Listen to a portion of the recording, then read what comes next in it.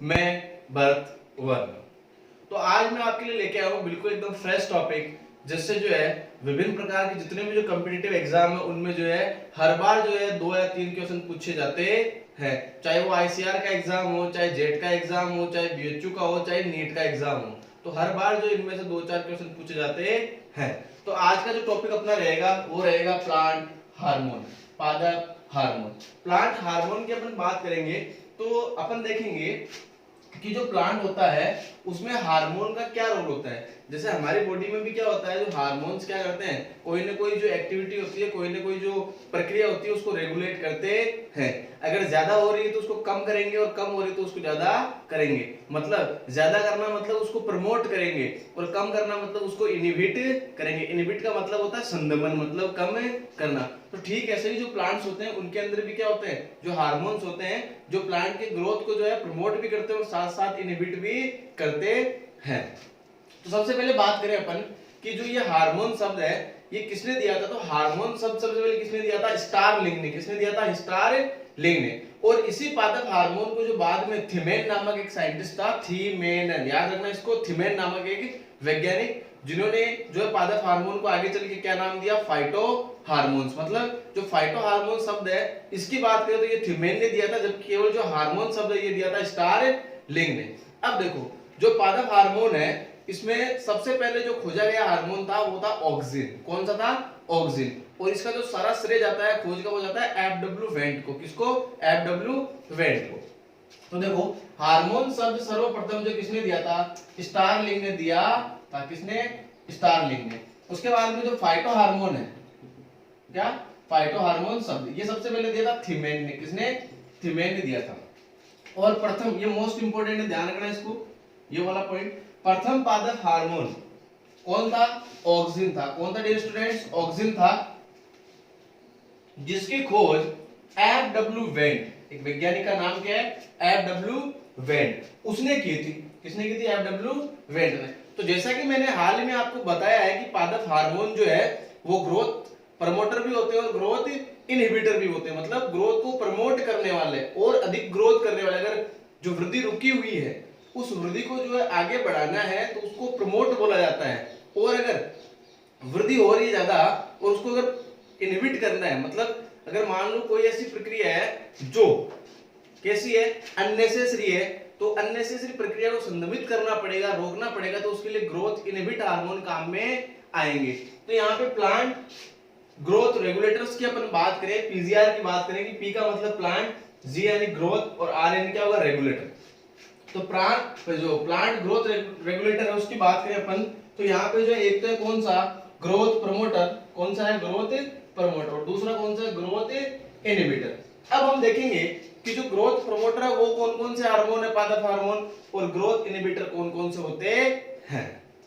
Growth promoter और inhibitor की बात करें तो हम देखेंगे कि जो ग्रोथ प्रमोटर हार्मोन्स है वो सबसे पहला जो है वो है ऑक्सिन। कौन सा है, ऑक्सिन। दूसरा है जिबरेलिन जीए और तीसरा है साइटोकाइनिन। कौन सा है, साइटोकाइनिन। और यहीं पे अगर बात करें अपन किसकी, ग्रोथ इनहिबिटर की, तो इसमें सबसे पहला जो हार्मोन है वो है एबीए, एब्सिसिक एसिड। और जो दूसरी बात करें वो इथाइलिन, तो इसका फॉर्मूला है C2H4। तो ये हो गए इनहिबिट करने वाले दो, और जो ग्रोथ प्रमोटर है वो कितने हैं, 3। अब इनके अंदर जो सबसे पहले अपन पढ़ेंगे वो पढ़ेंगे ऑक्सिन। कौन सा पढ़ेंगे, ऑक्सिन, जिसकी अपन डिटेल स्टडी करेंगे ऑक्सिन की। तो अब हम देखेंगे ऑक्सिन को। तो ऑक्सिन की बात की जाए सबसे पहले, तो ऑक्सिन के संकेत सर्वप्रथम किसने दिए थे, वो दिए थे डार्विन ने। किसने दिए थे, डार्विन ने। डार्विन ने संकेत के रूप में बताया था, किसके अंदर बताया था, कैनेरी घास के अंदर। ये इंपॉर्टेंट है, यहां से आपको जो है ध्यान रखना, यहां से क्वेश्चन बन सकता है, किसके अंदर, कैनेरी घास होता है। इन्होंने कहा कि स्टिमुलेट का मतलब होता है प्रेरित करने वाला, किसी चीज को प्रेरित करना। बोला कि स्टिमुलेट नामक रसायन पादप में, पादप के अंदर क्या होता है, रसायन पाया जाता है जो क्या करता है, स्टिमुलेट करता है। तो यहाँ पे क्या है, इन्होंने कहा कि स्टिमुलेट नामक रसायन पादप में प्रकाशानुवर्ती, मतलब फोटोट्रॉपिज्म जो होता है उस मूवमेंट में, उस गति को क्या करता है, प्रेरित करता है, स्टिमुलेट करता है।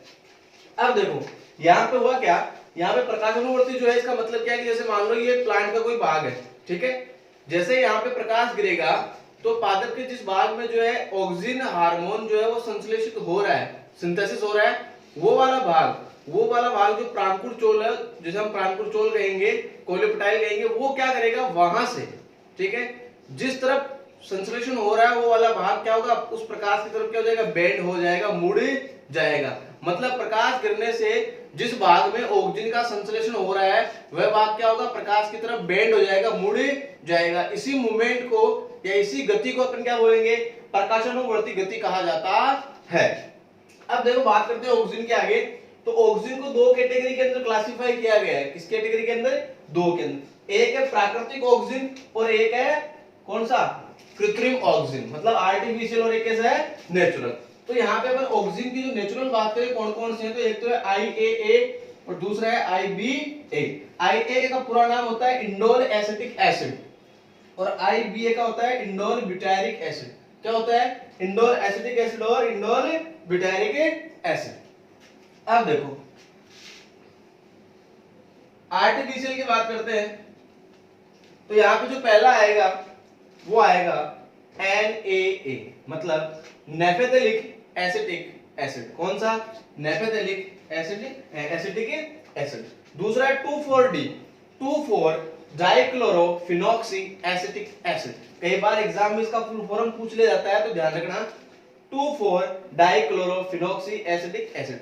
अब इसका मतलब 2,4 क्यों है इसके लिए, क्योंकि 2 और 4 दो पोजीशन पे क्लोरीन जुड़े हुए हैं, ठीक है, दो को डाई बोलते हैं, तो दो वाली पोजीशन पे, चार वाली पोजीशन पे क्या जुड़े हुए हैं, क्लोरो जुड़े हुए हैं। तीसरा जो है वो है 2,4,5-T, ठीक है, तो यहाँ पे दो थे, यहाँ पे कितने हो गए, तीन, तो तीन के लिए क्या यूज करेंगे, ट्राई। ट्राई का मतलब क्या होता है, तीन, तो नाम क्या हो जाएगा, 2,4,5 ट्राइक्लोरो। यहाँ पे था डाइक्लोरो, यहाँ क्या हो जाएगा, ट्राइक्लोरोफिनॉक्सी एसिटिक एसिड। और एक जो अपना वो है PAA, फिनॉक्सी एसिटिक एसिड। तो ये सारे नेचुरल थे और ये सारे आर्टिफिशियल थे। अब देखो जो ऑक्सीजन होता है ये किस प्रकार से जो है प्रांकुर चोल भाग को अपनी ओर मोड़ देता है, तो वो जो एक्सपेरिमेंट था, ठीक है, FW वेंट का जो एक्सपेरिमेंट था उसको अपन देखेंगे कि वो एक्सपेरिमेंट क्या कहता है। तो ऑक्सीजन के संश्लेषण के लिए जो मैंने आपको एक्सपेरिमेंट बताया था, उस एक्सपेरिमेंट का नाम है, जो जैव मापन था वो था oxygen coleoptile curvature experiment. Curvature का मतलब यहाँ पे क्या होता है, वक्रता। क्या होता है, वक्रता। और ये जो दिया था वो दिया था किसने, FW वेंट ने। बाद में जो है बॉयल्सन, जेनसन, पाल, इन्होंने भी जो एक्सपेरिमेंट किए थे। तो ये एक्सपेरिमेंट क्या कहता है वो देखना। मैंने आपको बताया था कि जो प्रांकुर चोल भाग होता है वहां पे जब लाइट को गिराते हैं, प्रकाश जब इस पे गिरता है, तो वह वाला भाग क्या होता है, उसी दिशा में क्या हो जाता है, मुड़ जाता है, जिसको हमने क्या बोला था, प्रकाशानुवर्ती जो गति बोला था। तो देखो यहाँ पे जो प्रांकुर चोल भाग है, जब इस पे लाइट डालते हैं, प्रकाश डालते हैं, तो ये क्या होगा, ए वाले पोजीशन में, बी वाले पोजीशन देखो, ये क्या हुआ, लाइट की तरफ क्या हो गया, उस प्रकाश की तरफ क्या हो गया, बेंड हो गया। फिर उन्होंने देखा कि यहाँ पे अगर इसको प्रकाश अगर इस भाग को काट दे, ऊपर वाले को जहां पे इसका संश्लेषण हो रहा है, अगर इस भाग को यहाँ से हटा दे, काट दे और साइड में कर दे, और अगर फिर प्रकाश डाले, तो इन्होंने क्या पाया, इन्होंने देखा कि जब प्रकाश डाला काटने के बाद में जहां ऑक्सीजन का संश्लेषण हो रहा था, तो ऐसी स्थिति में क्या होगा भाई, इसमें कोई भी गति नहीं होगी, कोई मूवमेंट नहीं होगा। और दूसरी तरफ इन्होंने देखा कि अगर जो डार्क वाला भाग है, जिधर संश्लेषण हो रहा है इधर नहीं हो रहा, अगर उधर से अगर प्रकाश डाले तो भी कोई मूवमेंट नहीं हो रहा है, मतलब प्रकाश की तरफ भी कब मूवमेंट करेगा, जहां पे ऑक्सीजन का संश्लेषण हो रहा है। तो ये था क्या, ऑक्सीजन कोलियोप्टाइल कर्वेचर एक्सपेरिमेंट। बाद में क्या हुआ, कुछ साइंटिस्टों ने जो ऑक्सीजन को अलग अलग जो है पदार्थों से पृथक किया, वो क्या है कि कोगल व स्मिथ ने, साइंटिस्ट का नाम क्या है, कोगल व स्मिथ ने 1931 में पेलेग्रा रोगी कौन सा है, पेलेग्रा रोग से ग्रसित पेलेग्रा रोगी के मूत्र से ऑक्सीजन को पृथक किया और तय से नाम क्या दिया, ऑक्सीजन ए नाम दिया था सबसे पहले। बाद में इन्होंने मक्का के ग्रेन ऑयल से, मक्का ग्रेन का मतलब जो है क्या, बीज दाने, मक्का के ग्रेन ऑयल से वापस एक और ऑक्सीजन पृथक किया, जिसे नाम क्या दिया, ऑक्सीजन बी। और तीसरा जो कंपाउंड इन्होंने डिस्कवर किया था वो किया था क्या, मानव मूत्र से। किससे, ह्यूमन यूरिन से, मानव मूत्र से, और उसे नाम दिया हेटेरोऑक्सीजन। क्या दिया, विषम ऑक्सीजन है हेटेरो ऑक्सीजन। और ये एक प्रकार का क्या था, इंडोल एसिटिक एसिड, जो हमने नेचुरल ऑक्सीजन में पढ़ा था। प्राकृतिक प्रकार का क्या है, ये ऑक्सीजन होता है।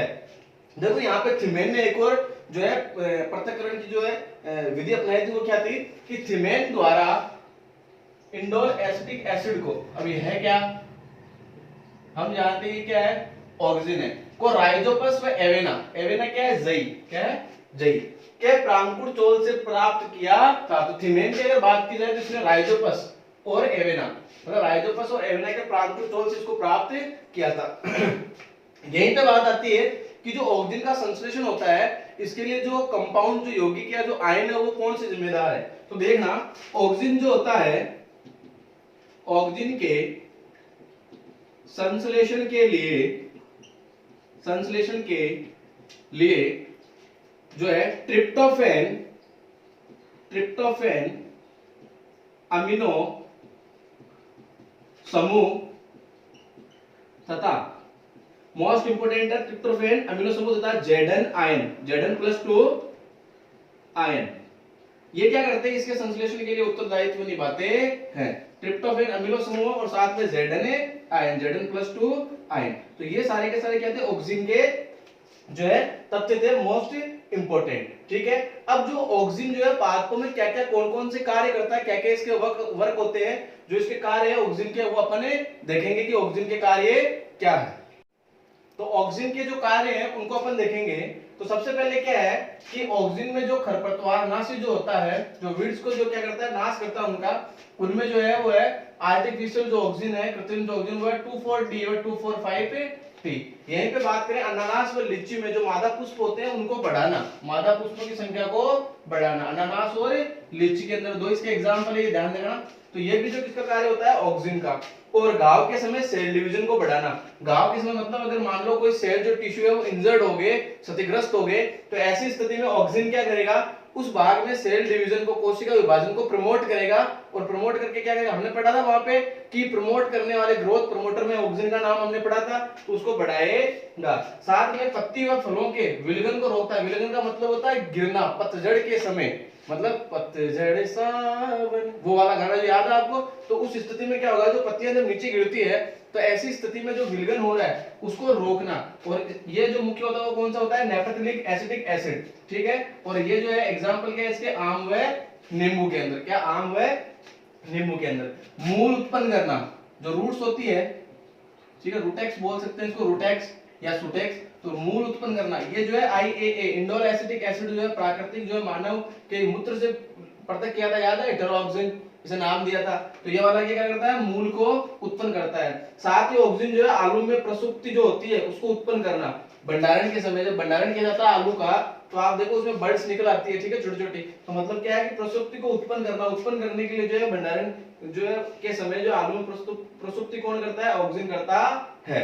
तो ये थे ऑक्सीजन के सारे क्या कार्य। अब देखो यहाँ पे जो है चाय की खेती करने वाले जो है, चाय की जो खेती होती है उसके अंदर क्या है, जो एपिकल डोमिनेंस है या एपिकल जो डोरमेंसी है, इसे हिंदी में बोलते हैं सीड्स प्रमुखता। मतलब क्या होता है कि जब जो पादप भाग होता है, जो चाय की खेती करते हैं, चने में भी होता है ऐसा, तो ऐसी स्थिति में क्या है कि पादप का जो शीर्ष वाला भाग है, जो प्रांकुर जो ऊपर वाला भाग है, इस स्थिति में क्या हो रहा है, यहाँ पे ऑक्सीजन का संश्लेषण हो रहा है डियर स्टूडेंट्स। अब ऑक्सीजन का संश्लेषण यहाँ ऊपर हो रहा है, तो ऐसी स्थिति में जो पार्श्व में जो कलिकाएं लगी हुई है, एक्सिलरी जो बर्ड्स लगी हुई है, उनकी वृद्धि क्या हो जाती है, संदमित हो जाती है, रुक जाती है। मतलब किसके कारण, ऑक्सीजन जो है प्रांकुर चोल भाग में संश्लेषित हो रहा है, वो वहां पे उपस्थित है। तो अगर ऐसी स्थिति में जो शीर्ष प्रमुखता के कारण क्या है, वो लेटरल बर्ड्स जो है वो ग्रोथ नहीं कर रही। हाँ, कब कर सकती है, अगर अपन उसको एपिकल भाग को काट दें, वहां से काट के अगर उसको हटा दें, तो ऐसी स्थिति में जो है क्या होगा, वहां की जो पार्श्व में जो लेटरल जो ब्रांचेज है, जो शाखाएं या जो हम एक्सिलरी बर्ड्स बोल रहे हैं, जो है कलिकाएं बोल रहे हैं, वो क्या करेगी, अब उनकी संख्या बढ़ जाएगी। अर्थात हम कह सकते हैं कि चाय की खेती में जो चाय का उत्पादन बढ़ जाएगा। और भी अन्य प्रकार के पादपों में जो है इस एपिकल डोरमेंसी का उपयोग किया जाता है। अब ऐसा क्यों हुआ, लॉजिकली बात करते हैं। मतलब क्या है कि चाय की जो खेती है, जो चाय का जो प्लांट है, उसमें अपन जानते हैं कि शाखाओं को बढ़ने के पीछे क्या कारण है, लॉजिक क्या है इसके पीछे। तो हम जानते हैं जैसे शाखाएं बढ़ेगी तो पत्तियों की संख्या में क्या होगी, वृद्धि होगी, और पत्तियों की संख्या में वृद्धि होगी तो अत्यधिक और उच्च क्वालिटी या अधिक गुणवत्ता वाली जो चाय है वो हमें प्राप्त होगी। ऐसा ही जो मेहंदी में होता है मेहंदी राचन लागी बनेडेरा नाम की है, तो ऐसा आप सब जानते हो अच्छी तरह से, डीजे डायरेक्ट ढोल दबा के बज रहे हैं। मतलब जो मेहंदी की बात करें तो उसमें भी क्या है, जो है पत्तियों की संख्या बढ़ेगी तो मेहंदी का उत्पादन ज्यादा होगा और अच्छी जो रचने वाली मेहंदी जो है प्राप्त होगी। और ऐसा अगर चने में किया जाए कि 8 इंच का अगर चने का कोई पौधा है उसमें अगर ऐसा किया जाए तो उसको अपन बोलते हैं निपिंग। एग्रीकल्चर वाले बच्चे जो है भली बात जानते हैं इसको क्या बोलते हैं, निपिंग बोलते हैं। और यहाँ पे चाय के लिए जो मैंने आपको एपी का जो टिप वाला भाग काटना बताया था इसको बोलते हैं टिपिंग। टिप यानी शीर्ष वाला भाग, ऊपर वाला भाग, इसको क्या बोलते हैं, टिपिंग बोला जाता है। तो आशा करता हूँ आपको संपूर्ण जो है ऑक्सिन जो पादप हार्मोन है वो समझ में आ गया होगा। नेक्स्ट वीडियो में बात करूंगा जिब्रेलिन जो है ग्रोथ प्रमोटर जो पादप हार्मोन है उसकी।